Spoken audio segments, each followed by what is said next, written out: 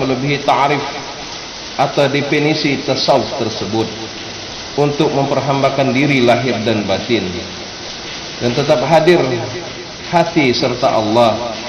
Inilah cita Rasul-Rasul, Nabi-Nabi, Wali-Wali Allah dan Ahli Sufi.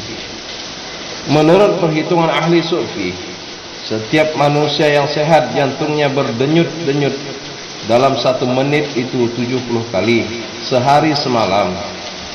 Berarti 24 dikalikan 60 dikalikan 70 dibulatkan menjadi 100.000 kali per hari. InsyaAllah 100.000 kali ini membaca Allah, Allah, Allah. Inilah yang dikatakan salat daim, bukan salat 5 waktu. Inilah yang dikatakan mata pelajaran tingkat 1 dan tingkat 2 pada sisi tarekat Naqsyabandi, yakni mengajarkan zikir Ismuz Zat dan zikir Latif. Nafas manusia setiap 1 menit 20 kali turun naik. Sehari semalam 24 kali 60 dikali 20 kali turun naik. Sehari semalam 24 kali 60 dikali 20 nafas dibundarkan atau dibulatkan menjadi 28.000 nafas. InsyaAllah 28.000 kali ini membaca kalimah La ilaha illallah sehari semalam. Inilah yang dikatakan mata pelajaran tingkat 3 pada bidang tarekat Naqsyabandi, yang disebut juga zikir nafi isbat dengan menahan nafas. Dan ada pula zikir nafi isbat yang dibaca dengan lidah atau lisan. Ini dikatakan tahlil lisan atau tidak menahan nafas. Jika pelajaran tingkat 1 sampai 3 tersebut boleh diartikan seolah-olah salat daim atau salat secara makna lughat, yakni berdoa, bermunajat dalam lubuk jiwa kepada Allah sesuai dengan firman Allah dalam Al-Quran, alladzina hum ala salatihim da'imun, mereka yang berkekalan atau berkepanjangan mengerjakan salat. Quran surah Al-Ma'arij ayat 23. Dan mari kita perhatikan lagi dalam surah At-Takasur ayat 8. Summa latus'aluna yawma 'idzin 'anil na'im. Kemudian di hari itu, yaitu hari kiamat, sudah tentu akan ditanyai, dimintai pertanggungjawaban tentang segala nikmat-nikmat yang kamu terima di dunia. Nanti kita ditanyai oleh Allah. Kira-kira pertanyaan Allah di hari kiamat, aku beri kamu umur, kemana umurmu dihabiskan? Yang dikatakan umur manusia ialah rangkaian denyut-denyut jantung dari sedenyut sampai 70 denyut. Berarti kita telah menghabiskan umur 1 menit. Sampai 100.000 denyut, berarti kita telah menghabiskan umur sehari semalam. Dalam masa 1 menit kita menarik nafas turun naik ada 20 kali, telah tercakup di dalam 28.000 kali. Berarti telah kita habiskan umur sehari semalam. Orang yang membaca Allah, Allah, Allah di setiap denyut-denyut jantungnya dan membaca La ilaha illallah di setiap nafas turun naiknya, berarti orang itu telah ada bahkan untuk menjawab pertanyaan-pertanyaan Allah di hari kiamat. Sangat penting Anda perhatikan unsur-unsur, yaitu bukan sumber-sumber tasawuf dari Quran dan hadis Nabi, yaitu unsur yang pertama, pahamkan salat daim dari Quran surah Al-Ma'arif ayat 23 dan Quran surah At-Takasur ayat 8. Maka kedua ayat tersebut telah terdahulu. Unsur yang ketiga, perhatikan surat Al-Ahzab ayat 41 sampai 42. A'udzu billahi minasy syaithanir rajim. Ya ayyuhalladzina amanu dzkurullaha dzikran katsiran wasabbihu bukratan wa asila. Allah menyuruh Suruhan itu adalah wajib kepada seseorang yang beriman, hendaklah berkekalan atau berkepanjangan mengingat Allah. Unsur yang keempat, lihat hadis sahih sumber dari Siti Aisyah radhiyallahu anha yang diriwayatkan oleh Imam Muslim, yang artinya bahwa Nabi Muhammad sallallahu alaihi wasallam berkekalan atau berkepanjangan mengingat Allah. Jika Nabi tidur, yang tidur mata Nabi, padahal hati Nabi mengingat Allah. Sebab tak kenal maka tak sayang, sebab buah dikenal batang. Alhamdulillahirabbil alamin. Kita lanjutkan dengan asal usul sejarah ilmu ma'rifatullah atau ilmu tasawuf. Sebelum hamba berjalan mencari Allah, terlebih dahulu wajib dipelajari ilmu ma'rifatullah, yaitu ilmu batin, ilmu hakikat, ilmu rahasia Allah. Marilah kita lihat dengan mata rohani kita satu peristiwa sebelum alam kasar atau alam syahadah ini dijadikan Allah, padahal alam arwah telah dijadikan. Kita lihat dalam surah Al-A'raf ayat 172. Alastu birabbikum qaulu bala syahidna. Hai segala alam arwah, bukankah aku Tuhan kamu? Maka menjawab segala arwah, iya, bahkan engkau Allah Tuhan kami, dan menyaksikan kami, bahkan engkau adalah Rabb kami. Seandainya Allah tidak menunjuk atau mengajari segala arwah dengan firman Allah yang tercantum di dalam Al-Quran surah Al-A'raf ayat 172 tadi, pastilah segala arwah-arwah tadi tidak mengenal, tidak tahu, dan tidak ingat kepada Allah. Padahal maksud Allah menjadikan segala makhluk agar mengenal Allah. Berarti alam arwah telah berilmu dan telah melihat kepada Allah, walaupun mata kepala ataupun mata jasad belum ada.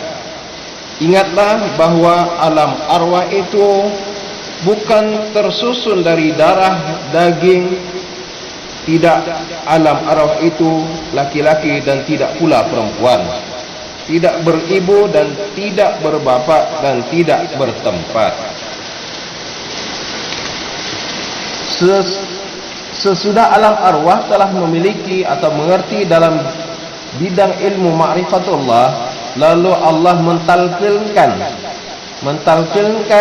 mengajarkan ilmu ma'rifatullah yang kedua kali sebagai lanjutan pengajaran yang pertama, sesuai dengan Quran surah Al-Ahzab ayat 72. A'udzubillahi minasyaitonir rajim.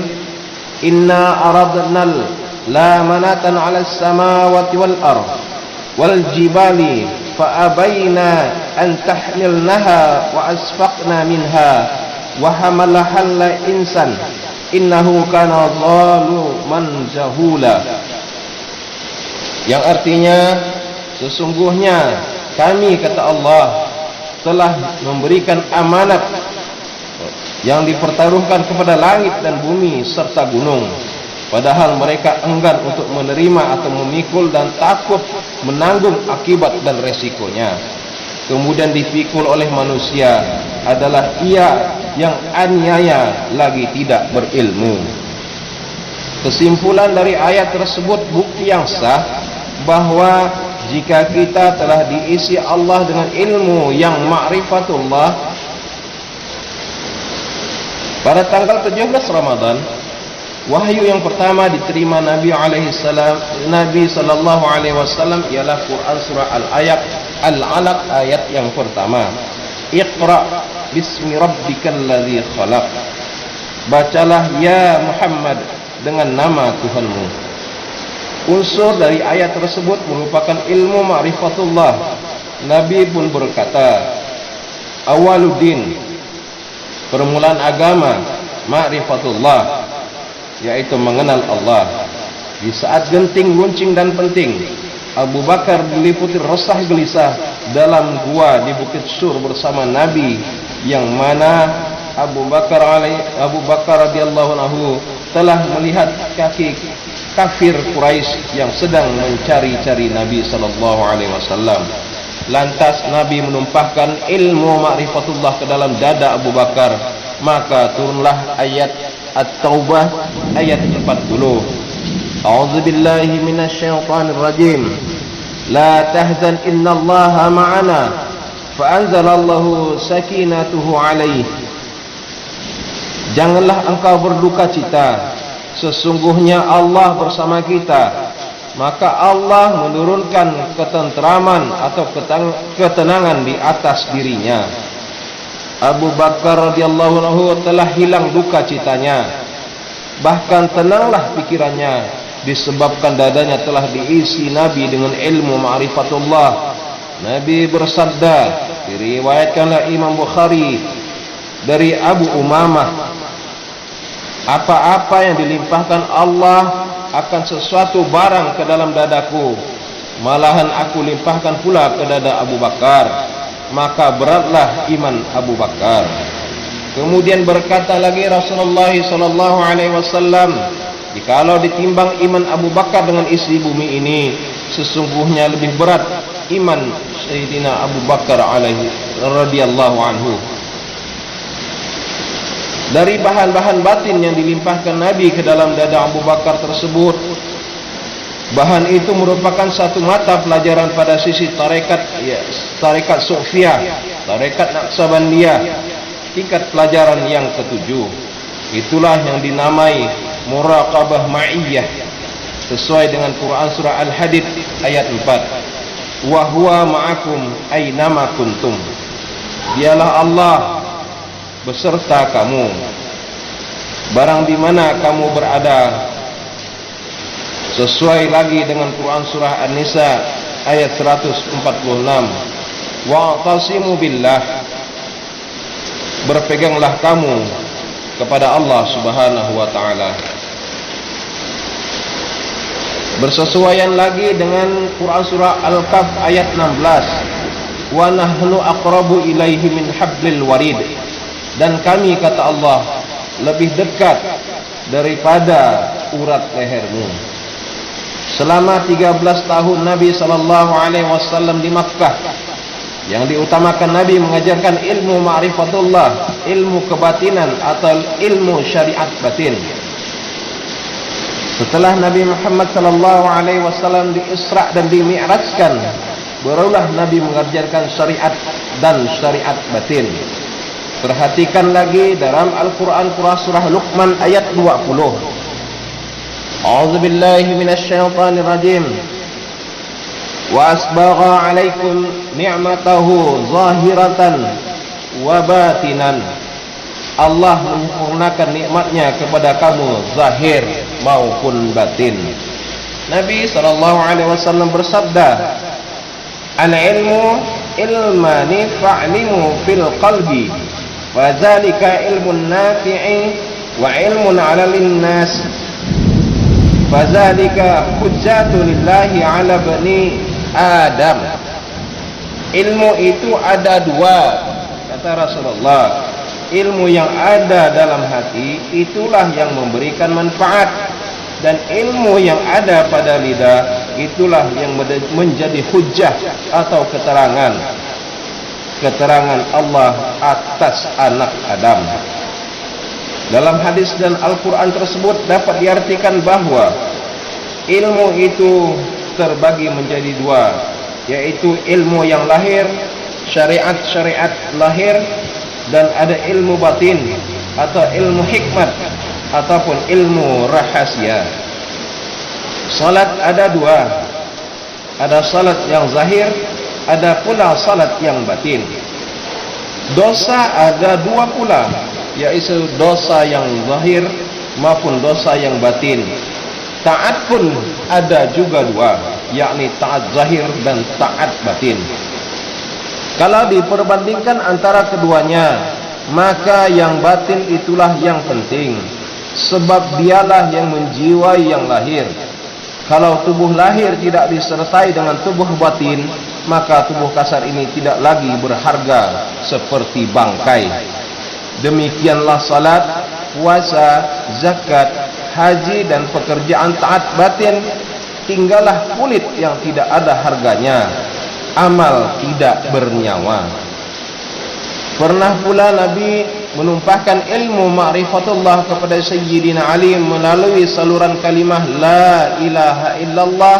Sebelum mengucapkan kalimah tersebut, diwajibkan kita mengetahui ilmu ma'rifatullah sesuai dengan Quran ayat 19, Innahu la ilaha illallah. Hendaklah kamu berilmu ma'rifatullah terlebih dahulu, barulah kamu berkata bahwa sesungguhnya tiada Tuhan yang sebenar-benarnya melainkan Allah subhanahu wa ta'ala. Nabi menumpahkan ilmu ma'rifat kepada Sayyidina Ali, yakni sabda beliau, Ghadib aynaka wasma'ni salasa marratin summa qul anta salasa marratin wa ana asma'u faqala la ilaha illallah salasa marratin mu'amiddan aynayhi rafi'an sawtahu alayyu yasma'u faqala la ilaha illallah kadzalika wan nabiyyu sallallahu alaihi wasallam yasma'. Wahai Ali, pejamkan dua matamu, kata Rasulullah, dan engkau dengar daripadaku 3 kali aku berkata La ilaha illallah 3 kali, dan aku mendengar bacaan engkau. Maka berkata Nabi 3 kali mengucapkan kalimah La ilaha illallah dengan memejamkan kedua mata. Nabi mengangkat suaranya padahal Ali mendengarnya. Kemudian Ali mengatakan La ilaha illallah sebanyak 3 kali seperti yang dikatakan Nabi itu, padahal Ali pun memejamkan matanya dan mengangkat suaranya padahal Nabi mendengar bacaan Ali. Untuk menggembirakan umat Islam, banyak hadis-hadis Nabi yang menerangkan kelebihan dan kemuliaan kalimah La ilaha illallah. Antara lain Nabi bersabda, seabdal-abdalnya zikir ialah membaca La ilaha illallah. Semulia-mulianya atau seabdal perkataanku dan kata segala nabi-nabi yang terdahulu daripadaku, kata Rasulullah, ialah membaca La ilaha illallah. Jika ditimbang pahala La ilaha illallah lebih berat daripada langit dan 7 petala bumi. Siapa-siapa perkataannya waktu sakaratul maut membaca kalimah La ilaha illallah dengan hati, masuklah ia ke dalam surga. Membaca La ilaha illallah tentulah dengan ilmu ma'rifatullah. Sepeninggal Abu Bakar dan Ali, perkembangan ilmu ma'rifatullah ini sangat pesat sekali. Akhirnya merupakan ada 41 tarekat sufiah. Bahkan tidak terbatas dari 41 macam saja tarekat sufiah itu. Malahan tidak dapat dihinggakan sebanyak nafas turun naik, sebanyak kedipan mata, sebanyak jantung berdenyut, sebanyak bulu di badan. Rasulullah sallallahu alaihi wasallam dan umat manusia dilebihkan sebagian dari manusia yang lain. Begitu pula rasul-rasul mengajarkan ilmu ma'rifatullah bertingkat-tingkat, tidak sama rata menurut kesanggupan persediaan jiwa yang menadah atau menampung ilmu yang maha halus ini, sesuai dengan Quran surah Al-Baqarah ayat 253. Tilkar rasulu fadlan ba'dahum ala ba'din minhum. Rasul-rasul kami, kata Allah, melebihkan sebagian mereka dari yang lain. Tenaga kekuatan makrifat manusia umum berlebih dan berkurang pula. Diriwayatkan oleh ahli sufi bahawa Nabi diberi oleh Allah Subhanahu wa taala ilmu 3 macam. Ilmu yang pertama ialah ilmu yang akan diajarkan kepada seluruh umat manusia, yang ditebarkan, yang disiarkan di media-media umum. Ilmu yang kedua ilmu khusus untuk sahabat-sahabat pilihan, seumpama ilmu batin yang diajarkan Nabi kepada Sayyidina Ali, kepada Abu Hurairah dan lain-lainnya. Yang ketiga yaitu ilmu rahasia alam, khusus untuk pribadi Nabi sendiri. Diriwayatkan oleh Imam Bukhari, telah berkata Abu Hurairah, maksudnya kira-kira, aku pelajari dari Nabi Muhammad SAW ada dua macam ilmu. Yang pertama aku ceritakan, ilmu kedua jika aku ceritakan niscaya dipotong-potong orang leherku ini. Lagi sabda Nabi SAW diriwayatkan oleh Dailami, bermula ilmu batin yaitu ilmu hakikat dan ilmu makrifat ialah satu rahasia daripada rahasia, satu rahasia daripada rahasia Allah, satu hukum daripada hukum Allah, ditumpahkan akan ilmu itu kepada siapa-siapa saja yang dikehendaki oleh Allah Subhanahu wa taala. Arabtu rabbi bi rabbi. Kata Sayyidina Ali, wahai ya Allah, beberapa yang indah-indah daripada ilmu aku, jikalau aku katakan akan ilmu itu, niscaya dikala orang bahwa aku menyembah berhala, sesungguhnya menghalalkan beberapa laki-laki yang muslim akan darahku.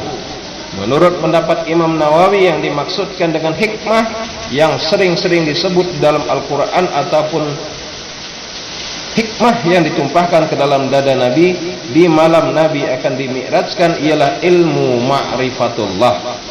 Ilmu hikmah diajarkan oleh Nabi kepada siapa-siapa yang pantas, sudah masuk atau matang persediaan jiwanya untuk menerimanya. Sabda Nabi SAW,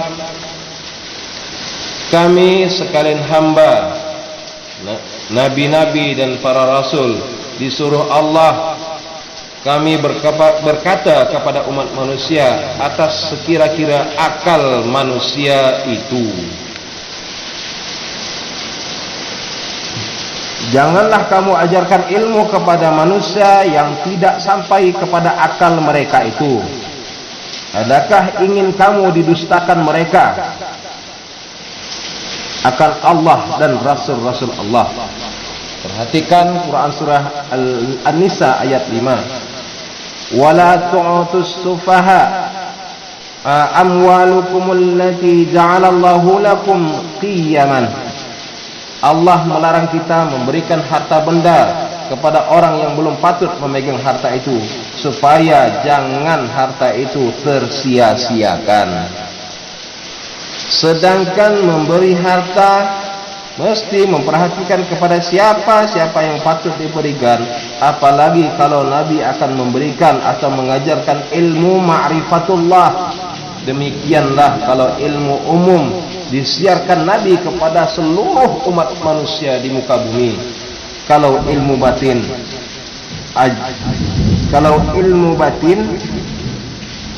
ajarkan Nabi ajarkan kepada sahabat-sahabat yang dianggapnya patut untuk menerimanya secara bertingkat-tingkat yang sepadan dengan batin seseorang tersebut. Nabi tidak berkhidmat atas kerasulannya. Siapa-siapa yang berhajat, Nabi akan mengajarkan ilmu batin itu setingkat demi setingkat. Tugas Nabi dan tugas Syekh Mursyid hanya menyampaikan ilmu-ilmu tersebut. Padahal Allah sendirilah yang memasukkan ilmu batin ke dalam dada siapa saja yang dikehendakinya. Kalau gembala kambing kita berikan intan dan mutiara, mungkin permata itu dianggapnya tai kambing, sebab sama bulat dengan tai kambingnya. Setelah sampai Nabi di Madinah, mengajarkan dua jenis ilmu, yaitu ilmu syariat zahir dan ilmu ma'rifatullah, ilmu batin atau ilmu rahasia. Lamanya 10 tahun. Ketika umat Islam telah berada di pintu gerbang maut, sakaratul maut, muhtaddar, ilmu yang lahir, kita tidak mampu lagi, kita tidak mampu mengamalkannya. maka kita kerjakan ilmu ma'rifatullah sesuai dengan Quran surah Asy-Syura ayat 88 dan 89. Yauma la yanfa'u mal wala banun illa man atallahi biqalbin salim.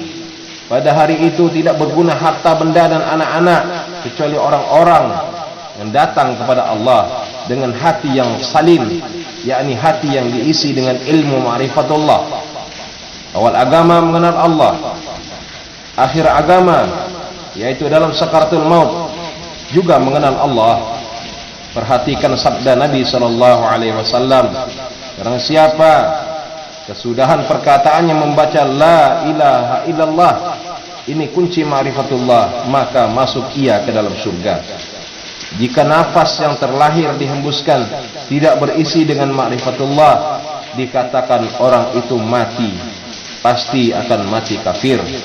Setiap nafas turun naik, keluar dan masuk ke dalam mesti diisi dengan ma'rifatullah. Sebab setiap nafas turun naik, setiap denyut detik jantung nanti di hari kiamat akan ditanya kepada kita, dan kita wajib mempertanggungjawabkannya di hadapan Hadir Rabbul Jalil sesuai dengan Quran surah At-Takasur ayat 8. Kalau roh jiwa itu telah diisi dengan ilmu ma'rifatullah di dunia, insyaallah sampai ke alam barzah, alam kubur, sampai ke padang mahsyar, berhisab, bertimbang, meniti siratal mustaqim untuk menutup neraka, untuk membuka surga hanya dengan ilmu ma'rifatullah. Perhatikan Quran surah Ibrahim ayat 27. Yusabbitullahu alladhina amanu bil qawli sabisi fil hayatid dunya wa fil akhirah. Allah meneguhkan kedudukan orang-orang yang beriman dengan perkataan yang paling teguh, yaitu kalimah la ilaha illallah dalam kehidupan dunia ini dan hari kemudian ataupun hari akhirat. Istilah roh itu isilah roh itu dengan ma'rifatullah. Ma'rifat itu adalah setengah dari ilmu batin atau ilmu rahasia. Ilmu ma'rifatullah menjadi pedoman hidup manusia. Sesungguhnya ilmu ma'rifatullah amat sangat, amat singkat dan pendek. Singkat sebutannya, akan tetapi amat besar sekali pengaruhnya. Di atas ma'rifatullah itulah terletak perdamaian dan permusuhan. Di atas ma'rifatullah itulah terletak hidup dan mati. Di atas ma'rifatullah terletak mujur dan malang. Di atas ma'rifatullah itu tergantung kekuatan dan kelemahan. Di atas ma'rifatullah tergantung turun anak-anak halal atau anak zina. Di atas ma'rifatullah itulah tersangkutnya tegak dan roboh sesuatu kerajaan. Di atas ma'rifatullah itulah terletak tersangkutnya tegak dan robohnya alam yang besar ini. Di atas ma'rifatullah itulah jembatan untuk memasuki surga. Di atas ma'rifatullah itulah yang mempertemukan manusia dengan Allah Rabbul Jalil. Di atas ma'rifatullah itulah pokok kebahagiaan dunia dan akhirat. Sebelum kita mempelajari ilmu ma'rifatullah, wajiblah terlebih dahulu kita ketahui 72 aqaid, yaitu sebagai pegangan hidup. Diteskan sebelum seseorang paham 17 aqaid, belum diizinkan orang itu mengamalkan salah satu dari 41 macam tarekat sufiah tersebut. Jika jiwa seseorang telah diisi dengan ma'rifatullah, telah kenal kepada Allah, dapatlah ia percaya iman kepada Allah. Kenal dahulu baru percaya. Kita kenal harimau buas, barulah kita percaya ada harimau dan takut pada harimau. Setelah ia beriman kepada Allah, timbullah perasaan takut dan kasih kepada Allah Subhanahu wa taala. pantas ia dinamai muttaqin atau orang yang patuh kepada Allah. Tentulah segala perintah dan larangan dipatuhinya, itulah ia sebenar-benar hamba Allah, yakni segala sifat kebaikan yang mahmudah, pakaiannya segala sifat yaitu mazmumah, dihentikannya, segala kejahatan itu dihentikannya. Orang tersebut itu dikatakan telah mendapat atau sampai kepada istilah ta'rif, tasawuf dan tarikat sufiyah, yaitu berkekalan, berkepanjangan, memperhambakan diri zahir batin, dan berkekalan, berkepanjangan hadir hati kepada Allah. Dan cita-cita sufi ingin ilmu ma'rifatullah itu adalah satu perkataan suci yang telah melekat dalam lubuk jiwa manusia. Dari lubuk jiwa meluncur ma'rifatullah ke atas lidah merupakan perkataan yang baik. Merujuk dari dalam Al-Quran surah Ibrahim ayat 24 sampai 27 bahwa perkataan yang baik, yakni perkataan hati atau perkataan lidah, ialah perkataan yang benar, agama yang betul, akidah yang sah, usaha-usaha suci, dan gerakan yang sehat atau jujur diumpamakan sebagai pohon yang baik. Pohon itu indah dipandang mata, teguh tegaknya, uratnya terhujam ke dalam bumi, tumbuh berkembang di angkasa raya, serta buahnya yang sangat lezat itulah surga dunia. Minuman ahli sufi. Perkataan yang buruk itu perkataan yang salah atau batil, agama yang tidak betul, usaha-usaha yang tidak berdasarkan kesucian, dan tindakan-tindakan yang tidak berdasarkan kejujuran, diumpamakan sebagai pohon buruk keji dipandang mata dan tidak mempunyai kedudukan yang kuat, dan uratnya mudah terbongkar. Ketika ayat Al-Quran, ketiga ayat Al-Quran tersebut serangkai dengan hadis Nabi Muhammad SAW. Jika hati seorang yang baik berisi ilmu ma'rifatullah, maka perbuatannya pun baik, maka akibatnya tenteramlah dunia ini. Jika hati seseorang jahat, kosong, melompong, tidak berisi dengan ma'rifatullah, maka perbuatan orang itu menjadi jahat. Akibatnya kacau, hancur, kacau balau dunia ini. Inilah neraka dunia. Alhamdulillahirabbil Sewaktu Rasulullah Mi'raj mencari Allah, Nabi mengenakan rabitah kepada Jibril, dan rohaninya Nabi Ibrahim dan rohaninya Nabi Musa di Madinah mengenakan rabitah pada ahli sufiyah.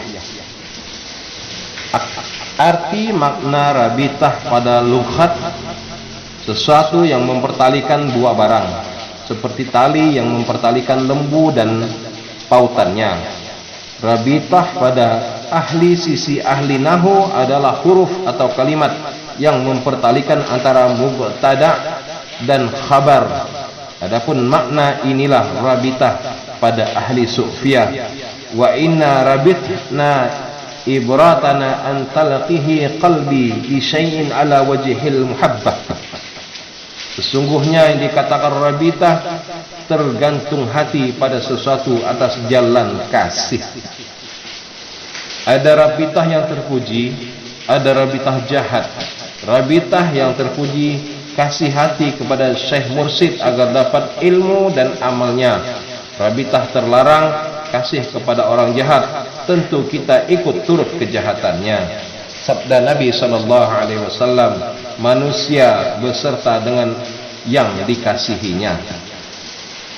Setiap ahli kasih yang ikhlas kepada syekh, kepada mursyid, itu kasih pula kepada syekh, kepada mursyid.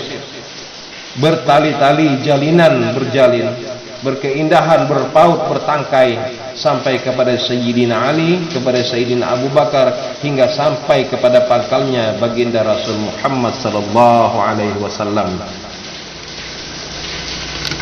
Nabi Muhammad SAW kasih atau rabitah kepada Jibril, dan Jibril pun kasih kepada Allah. Sabda Nabi Muhammad sallallahu alaihi wasallam yang diriwayatkan oleh Aisyah radhiyallahu anha, ruh-ruh itu seperti tentara di medan perang. Bila ruh-ruh itu telah berkasih-kasihan satu dengan lainnya, dia pun akan berjinak-jinakan dan saling berbuat kebaikan, saling menolong. Walaupun disebut ruh, maksudnya orang yang mempunyai ruh. Dapat pula ruh orang yang hidup berkasih-kasihan dengan orang yang mati. Seumpama baginda Rasul di malam Mi'raj berkasih-kasih dengan ruh Nabi Musa dan ruh Nabi Ibrahim alaihissalam. Sebelum berjalan mencari Allah, menemukan Allah, hendaklah kita cari kawan. Tanpa kawan kita akan sesat dalam perjalanan. Sabda Nabi sallallahu alaihi wasallam, hendaklah terlebih dahulu kamu mencapai tal'an, kemudian barulah kamu berjalan. Nabi pernah mengenakan rabitah atau perkawanan dengan Jibril hanya sampai pada Sidratul Muntaha saja. Akhirnya Jibril ditinggalkan Nabi di Sidratul Muntaha karena Nabi akan masuk ke dalam makam musyahada atau mustawa. Dalam surah Al-Kahfi ayat 28, wasbir nafsaka ma'al ladzina yad'una rabbuhum bil ghadati wal 'ashiyyi yuriduna wajhahu. Bahwa Nabi telah diperintah Allah berabitah atau berkawan beserta dengan ahli sufiyah. Sebarkanlah engkau ya Muhammad bersama-sama dengan orang yang menyeru Tuhannya di waktu pagi dan petang, sedang mereka itu menghendaki keridaan Allah Subhanahu wa taala. Pahamkanlah hadis sahih yang diriwayatkan oleh Abu Daud At-Talayin dari Ibnu Mas'ud, hendaklah ada engkau serta Allah, dan jika engkau tiada beserta Allah, hendaklah ada engkau beserta dengan siapa-siapa hanya beserta Allah. Maka orang itulah yang akan menyampaikan engkau kepada Allah. Pahamkan surah Al-Baqarah ayat 119. Wa kunu ma'as shadiqin. Allah menyuruh kita supaya kita berserta atau berkawan dengan orang-orang yang benar, yang shadiqin. Kalau kita berjalan mencari Allah, hendaklah terlebih dahulu kita mencari kawan dengan rohaniyah atau jasmaniyah mursyid, sebagai mencontoh kepada Nabi bahwa Nabi diperintahkan berkawan dengan ahli sufiyah untuk mencari Allah. Pahamkanlah hadis Nabi ini. Para sahabat-sahabat Nabi bertanya kepada Rasulullah, mana yang baik di antara sahabat-sahabat yang akan kami melihat padanya? Kamu menjadi ingat kepada Allah, dan jika kamu mendengar bicara ilmu, kamu akan menjadi bertambah, dan kamu lihat kelakuannya, tingkah lakunya, kamu menjadi ingat akan akhirat, ingat persediaan buat mati. Rangkaikanlah dengan Quran surah Al-Imran ayat 200. Ya ayyuhalladzina amanu sabiru wasabiru warabitu wattaqullaha la'allakum tuflihun. Hai orang-orang yang beriman, bersabarlah dan sempurnakanlah kesabaranmu, dan berabitahlah, bergotong royong untuk mengalahkan kekuatan lawanmu, menghadapi perang besar ataupun perang kecil, dan patuhilah kepada Allah supaya kamu mendapat kemenangan. Dan pahamkan lagi di surah Al-Maidah ayat 2, wa ta'awanu 'alal birri, dan bertolong-menolonglah kamu dalam mengerjakan segala kebaikan dan takwa. Perhatikan lagi dalam Quran surah Ali Imran ayat 193. Wa tawaffana ma'al abrar. Matikanlah kamu beserta orang-orang yang baik. Perhatikan lagi Quran surah Al-Kahfi ayat 46. Al-malu wal banuna zinatul hayatid dunya wal baqiyatu salihatu khairun inda rabbik. Kekayaan dan anak-anakmu itu tidaklah akan dapat mendekatkan kamu kepada Allah, melainkan dengan orang-orang yang beriman dan beramal saleh. Berkaitan lagi dengan surah Luqman ayat 15. Wattabi' sabila man anaba ilayya. Dan turutlah jalan orang yang kembali kepada Allah. Jadi pelaksanaan rabitah mursyid ada 3 derajat. Pertama, derajat rabitah jasmani, yakni murid-murid beserta dengan jasmani syekh mursyid dalam berkeadaan bersih, berkasih-kasihan. Si murid meniru, meneladan segala amal saleh yang diperbuat oleh syekh ataupun mursyid. Langsung si murid menerima fatwa-fatwa atau pengajaran dari syekh ataupun mursyid.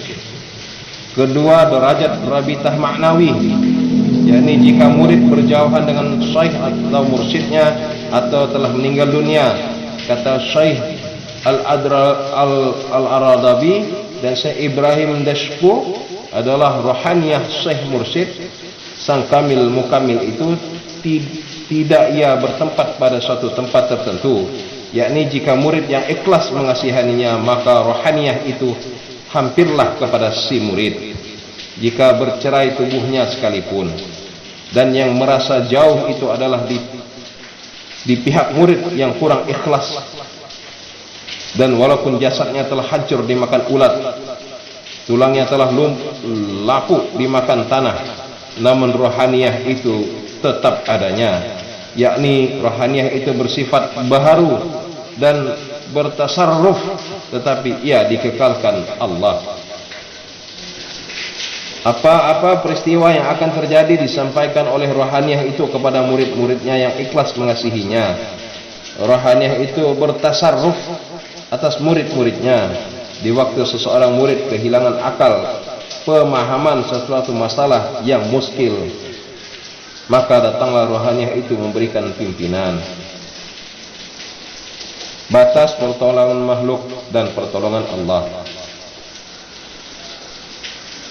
Diharuskan kita minta tolong kepada makhluk, seperti membawa beban yang berat, membuka pintu yang tertutup, atau minta tolong orang yang buta kepada orang yang matanya celang. Perhatikan Quran surah Al-Maidah ayat 2. Wa ta'awanu 'alal birri wat taqwa. Bertolong-tolonglah kamu atas pekerjaan yang baik dan bertakwa kepada Allah. Dan di dalam surah Al-Anfal ayat 72. Wa in istansarukum fid dini fa'alaikumun nasra. Fa'alaikumun nasr. Akan tetapi jika mereka minta pertolongan kepadamu dalam urusan pembelaan agama, maka kamu wajib memberikan pertolongan kecuali pada kaum yang telah ada perjanjian antara kamu dan mereka. Dan hal ini hendaklah kita ingat betul-betul apabila hasil pertolongan makhluk itu ataupun pertolongan rohaniyah syekh mursyid yang mendoakan agar terbuka ma'rifat murid kepada mengenal Allah, maka wajib kita iktikadkan bahwa datangnya pertolongan itu atas jalan mujazzi pada lahir syariat saja. Ada ayat Al-Quran yang menyuruh meminta tolong kepada Allah saja, yang ditanggungkan atas hikmat pekerjaan, yaitu pada hakikatnya Allah sahaja yang akan menolong.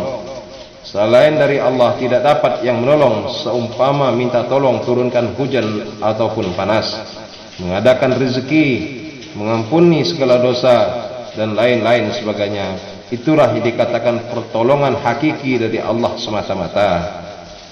Kalau ada murid-murid minta tolong kepada rohaniyah syekh mursyidnya ataupun pada jasmani mursyidnya, maka kalau hasil pertolongan itu dikatakan pertolongan mazazi. Pernah Nabi Muhammad SAW merasa pertolongan lahir dari rohaniyah Nabi Musa dan Nabi Ibrahim pada waktu malam Mi'raj. Seperti itulah bentuk caranya rabitah derajat yang kedua. Rabitah derajat yang kedua adalah batu loncatan rabitah hakiki, yaitu kepada Allah Subhanahu wa taala. Ketika yaitu rabitah hakiki, yakni si hamba telah sampai menemukan Allah. Istilah ta'rif bertemu dengan Allah, yakni zat Allah yang maha suci. Sudah berhampiran dengan roh si hamba yang suci. Jika dikatakan hampir, tidak bergenggaman, tidak berantara, tidak berdinding atau tidak berhijab, tetapi tidak bersatu padu. Zat Allah tidaklah masuk ke dalam roh, dan roh tidak pula masuk di dalam zat Allah. Wa nahnu aqrabu ilaihi min hablil warid. Quran surah Kaf ayat 16. Dan kami, kata Allah, lebih hampir, lebih dekat kepada urat nafas, urat lehernya. Sesuai lagi dengan surah Al-Baqarah ayat 115. Fa'ainama tuwallu fasama wajhullah. Sebab itu, kemana saja kamu menghadapkan mukamu, disitulah Allah. Bersesuaian lagi dengan Quran surah Al-Hadid ayat 4. Wa huwa ma'akum aynama kuntum. Mengenakan ketiga macam derajat rabitah tersebut, itulah intisari bertasawuf dan bertarekat sufiyah.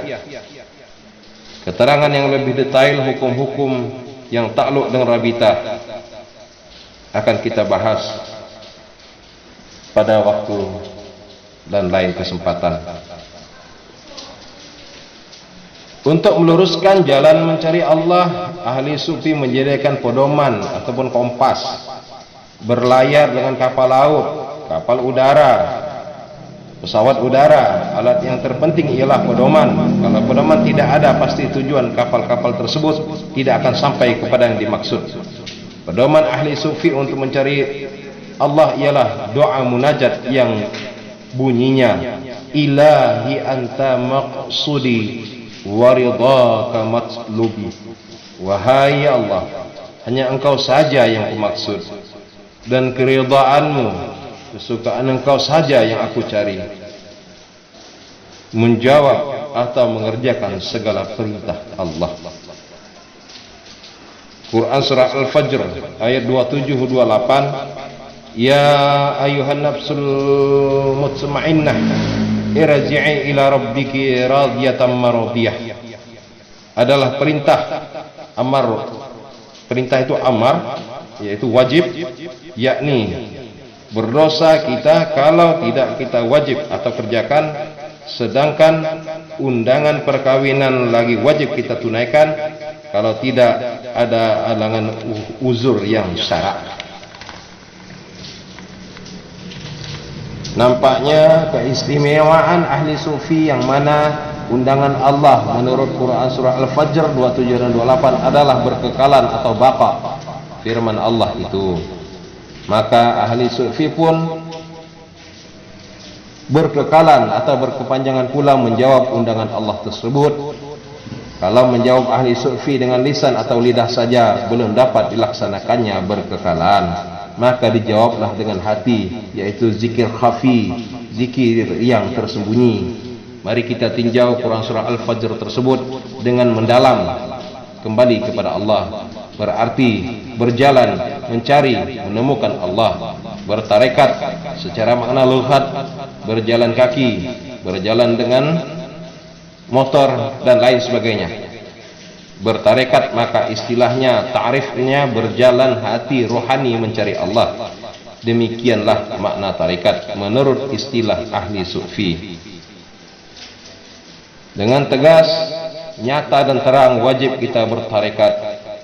Sekali lagi ditegaskan bahwa ahli sufi senantiasa menjawab undangan Allah pada Quran surah Al-Fajr ayat 27 dan 28. Sedangkan jawab ahli sufi itu ialah Ilahi anta maqsudi waridhaka matlubi. Ya Allah, Engkau saja yang kumaksud. Ya Allah, keridhaan Engkau saja yang aku cari. Ya Allah, tetapkanlah jalan hatiku mencari Engkau, menemukan Engkau hingga Engkau sampaikan ke hadirat Engkau. Ya Allah, bukakanlah dinding hijab yang melindungi antara aku dan Engkau. Ya Allah, mudahkanlah bagiku melihat Engkau. Ya Allah, mudahkanlah bagiku berkata-kata berbisik-bisik dengan Engkau. Ya Allah, tolonglah bagiku mengenal Engkau. Ya Allah, tambahlah kasih hatiku mengenal Engkau. Ya Allah, semoga Engkau mencintai aku. Ya Allah, kembalikan aku ke dalam genggaman kudrat iradat-Mu. Ya Allah, berikanlah kepadaku keridhaan-Mu pada dunia dan di akhirat. Baca doa munajat tersebut Doa itulah bunga bibir ahli sufi setiap kedipan matanya, setiap napasnya, turun naik setiap gerak diamnya, setiap duduk dan berdirinya, setiap terjaga maupun tidurnya. Namun doa munajat itu dibaca di dalam hati, terkadang dengan lidah.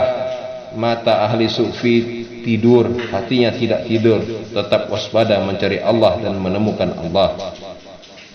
Di dalam masjid ataupun di dalam WC, di pasar ataupun di dalam penjara, dalam salat ataupun di luar salat, namun doa munajat itu berguna dalam lubuk jiwanya. Kalau maut datang kepada ahli sufi, dinantinya maut dengan tenang, terentram dan waspada. Ia berkata kepada si maut, "Wahai malaikatul maut, silakan engkau mencabut nyawaku, namun aku tetap berjalan mencari Allah."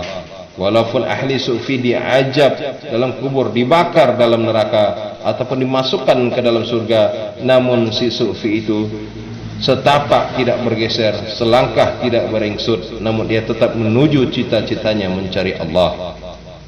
Akhir kesudahan jalan ahli sufi ialah ingin kembali ke dalam genggaman kudrat iradat Allah. Kalau Allah telah diperdapatnya, maka dapatlah ia segala-galanya, apa saja dihayati, sebab pada sisi Allah ada toko serba ada. Kalau Allah masih jauh, maka jauhlah atau gagal segala apa saja yang kita cari. Doa ahli sufi itu bukanlah berarti telah bertentangan dengan doa yang tercantum dalam Al-Quran dan hadis Nabi, sebagaimana yang disangkakan oleh anda sekalian maupun saya si pembaca sendiri. Sampai hati anda mengejek, menghina ahli sufi yang tidak mau meminta syurga dan keselamatan dunia akhirat. Tegasnya ahli sufi terlebih dahulu bertemu dengan yang punya nikmat, yaitu zat, sifat, af'al Allah Ta'ala, dan kemudian barulah ia meminta nikmat-nikmat yang ada pada sisi Allah. Kalau ada telah mendapat hikmat, kalau anda telah mendapat hikmat, karena di dalam hikmat itu kemungkinan anda lupa kepada yang punya nikmat, sebagaimana yang sering terjadi sekarang ini. Fahamkanlah surah Al-Kahfi ayat 28, wala tuti' man aghfalna qablahu an zikrina. Janganlah engkau melupakan atau lalai lengah daripada mengingat Allah. Perbandingannya, si Ali belum bertemu dengan raja, yakni masih berlapis-lapis dinding yang menutup antara si Ali dengan raja. Ini perbandingannya, seumpamanya. Si Musa lebih bijaksana daripada si Ali, tidak meminta harta benda raja, hanya ia meminta agar ia dikasihi dan ingin bersahabat dengan sang raja. Diriwayatkan pada suatu hari Sultan Harun al-Rashid berkata, "Wahai rakyatku, pada hari ini kalian halal mengambil apa-apa barang-barang milikku seberapa terbawa oleh kalian." Maka berduyun-duyun rakyat mengambil semampu mereka masing-masing milik sultan. Siti Jubaidah yang berjiwa sufi tersebut datang pula ke istana. Lantas sultan di pangkunya dibawanya ke rumahnya. Sultan tidak dapat mengelak atau memungkiri janji. Lantas diadakannya upacara kawin. Akhirnya Siti Jubaidah jadi permaisuri dan kembalilah ke istana. Pribadi sultan dan seluruh wilayah sultan menjadi milik Jubaidah. Si Ali dan rakyat seolah-olah ahli fikih, si Musa dan si Jubaidah seolah-olah ahli sufi. Surat undangan Allah Quran surah Al-Fajr ayat 27-28 disambut dengan dijawab oleh ahli sufi seperti doa munajat tersebut, yakni kata menjawab gayung bersambut, sedangkan undangan manusia ke pesta perkawinan wajib kita tunaikan. Alhamdulillahirabbil alamin. Sampai di sini dulu. Dan masalah yang kita bahas tentang ma'rifatullah, yaitu kata la ilaha illallah penutup umur dan 1001 wasiat terakhir. Assalamualaikum warahmatullahi wabarakatuh.